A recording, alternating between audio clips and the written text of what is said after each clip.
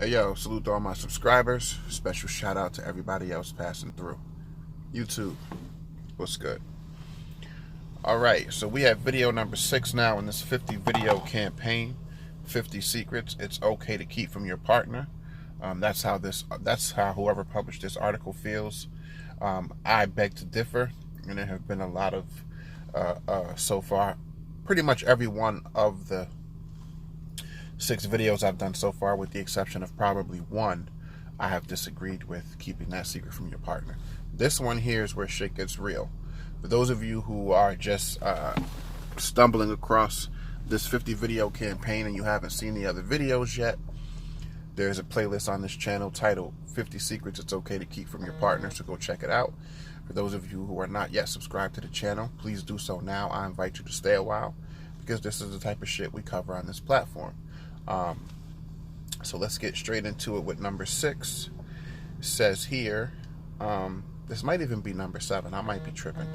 All right, so it says, you're attracted to their friend. So you're attracted to your partner's friend. Article says, it's totally normal to feel attracted to people other than your partner.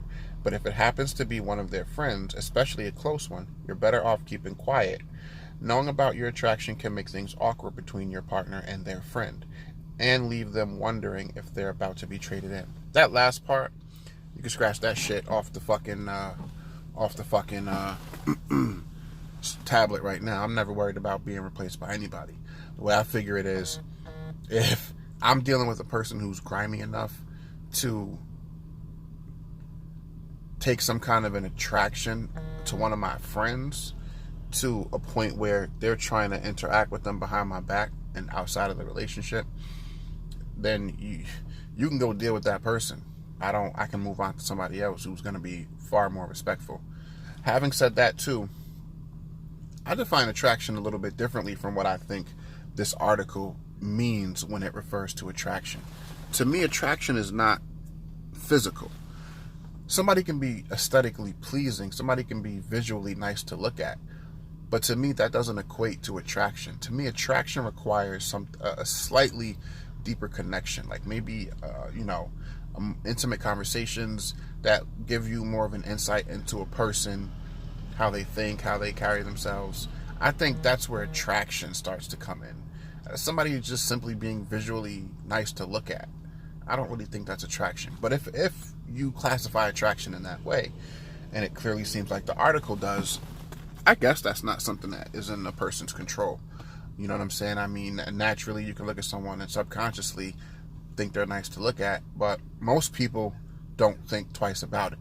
Although there are people, and this is where it comes down to trying your best to choose your partners wisely, some people will actually try and act on that. Some people will really feel that way, and then you'll catch it because you'll hear them saying certain things they shouldn't be saying. You'll hear shit slipping, and then they try to cover it up when you catch it.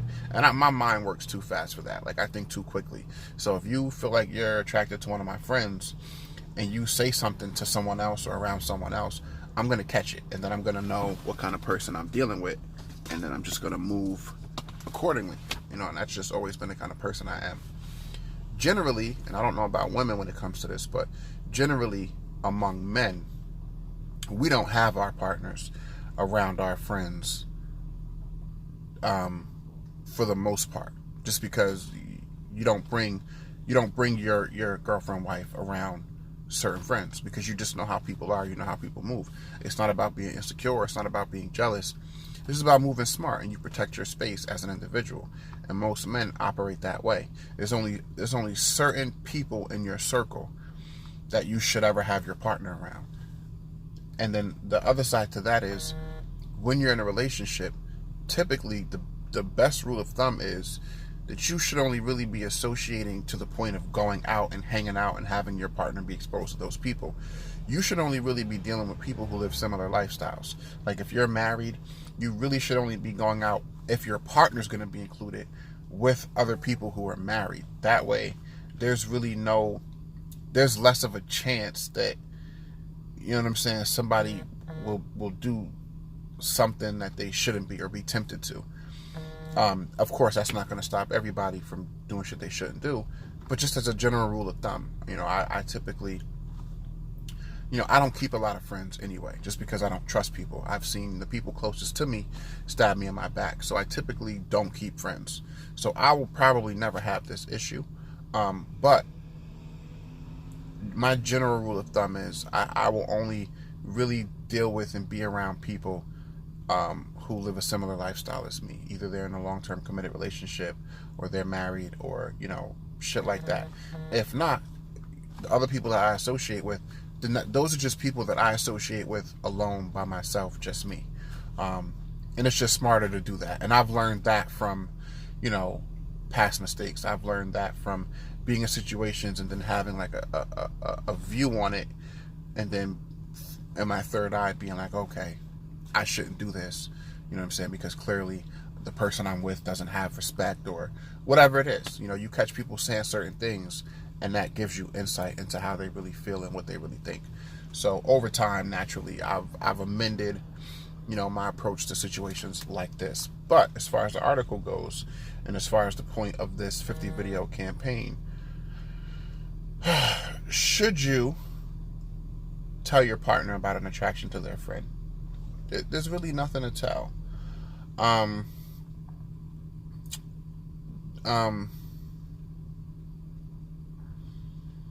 bad. I had to send this text message real quick.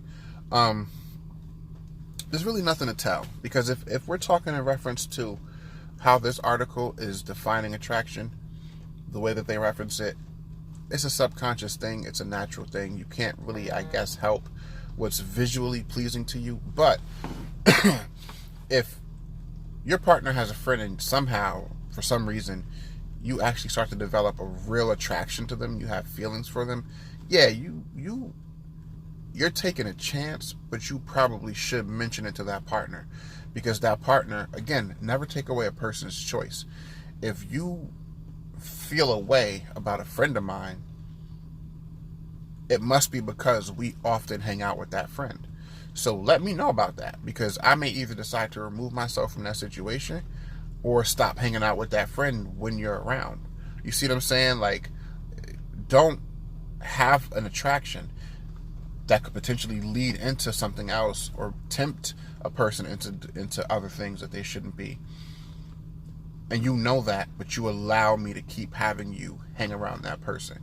People just aren't honest enough, period. You know what I'm saying? In articles like this, and this is the reason why I'm doing this, to really expose just how dishonest people are in their relationships, that we don't even think about shit like this. Most of these things, we don't even think it's keeping something from our partners. We don't even think it's lying to our partners.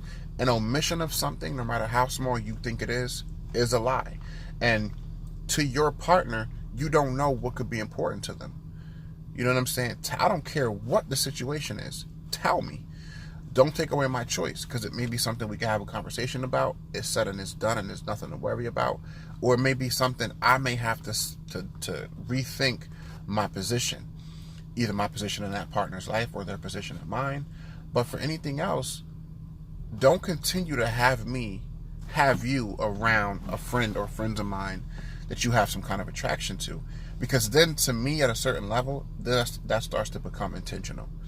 If you know you have an attraction to one of my friends, and we hang out every so often or occasionally, and you don't say anything, and we continue to hang out with that person, that's just, in a way, playing with fire. Because attraction, the way that this article defines it, I guess, most of the time is harmless. But even this kind of attraction can always potentially lead to other things, especially nowadays, in a situation where it's so easy behind someone's back to get someone's, social media information and start talking to them on the side of different situations. And a lot of friends, and this is why my circle of friends is so small, most friends are opportunists, and most friends are envious in some way, shape, or form of something that their other friends have going on in their lives. And when you're dealing with a friend and a partner who may have an attraction to that friend, if they somehow start communicating with each other, it's only a matter of time before your partner starts complaining about you to that friend, And then if that friend is not loyal, if that friend has ulterior motives, even in the slightest bit, that friend is always going to know something about that person, secrets about that person that they maybe not have told that partner, i.e. this article. And then that friend, if they are that opportunist, will start to feed your partner information. And then that's going to separate you more from your partner. And then your partner is definitely not going to want to tell you because they're getting information. And then that just turns into a, y'all got to be real careful. Because I guarantee you, if you're watching this, if you have not been through this yourself, you know someone in your lifetime who has, if you've lived long enough. You're in a relationship, or someone you know is in a relationship, and there's a friend somewhere that nobody ever speaks about, nobody ever makes mention of one partner or the other being attracted to that person, and then somehow or for some reason the relationship ends, and then you see that ex-partner with that former friend or with that friend. This shit happens every day, B. Every day. And it's because of shit like this. And my goal is to be with a person who doesn't hesitate or think about what consequences are, and they're just 100% honest. Because my thing is, never take away my choice. I don't trust people now, and that shit is serious. I take that shit serious. That shit's tatted on my forearms. Trust no one. Because the closest people to me have stabbed me in my back over the years. And people that you would expect and would think would never do those things do. So always look for a person. And that's why this article is good. And that's why I wanted to touch on some of these things, to have it in your minds so that you think about it. So as you start to deal with your partner, you can look for certain things. These might even be conversation starters that maybe you can ask your partner, like, yo, what you think about my family? Or, yo, do I have any friends that you're attracted to? Like, these are conversation starters. And this is the good thing I think that does come out of this article. As far as the article is concerned, though, should you mention it to your partner? If you notice it, if it's something that you start to become conscious of, it couldn't hurt. I mean, it having things in secrecy and in the dark and in silence will always hurt more. Will always hurt a situation more than it won't. You see what I'm saying? Like, it may be something that's not worth mentioning, but if you know that you're around that friend increasingly more, and you feel like that attraction is becoming slightly more than just an innocent visually or aesthetic thing, then yeah, you probably should. I mean, why not?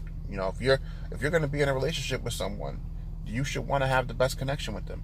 And there's no better connection with someone than somebody who's willing to tell you any and everything, no matter what your reaction to it may be. Because that's a person that even if they do shit that's fucked up, at least you know that you can count on that person always giving you the option. And I never want to find something out on the street that I should be finding out from my partner. And that's where trust becomes an issue. When I say trust no one, just to tie this in real quick, it's not about what people do. People will always do fucked up shit because people are just human, and most people are just disrespectful opportunists who look for any excuse and reason to get over on shit. That's just the nature of people. We're just cynical that way. Trust is not broken because of something you do that you shouldn't have. Trust is only broken, in my opinion, where it counts to me as far as any of my partners. Trust is only broken when you keep something from me and then I got to find out on the street, or it's going on behind my back and you don't tell me, or I find out about it and I confront you and you deny it. That's when trust is broken to me. That's why I don't trust anyone, because most people, even when you confront them about something, they can't be real, and I can't deal with people who aren't real, and that's just it. You know what I'm saying? Anyway, let me know what y'all think about this one. I'll be back at y'all shortly with another one. 50 video campaign. I think we're 6 or 7 down. I have to double check. But hit up the playlist, 50 Secrets It's Okay to Keep from Your Partner. I don't pretend to know everything. I just know what I know. Let me know what y'all think about this one, and I'll see y'all in the next one. Peace and love.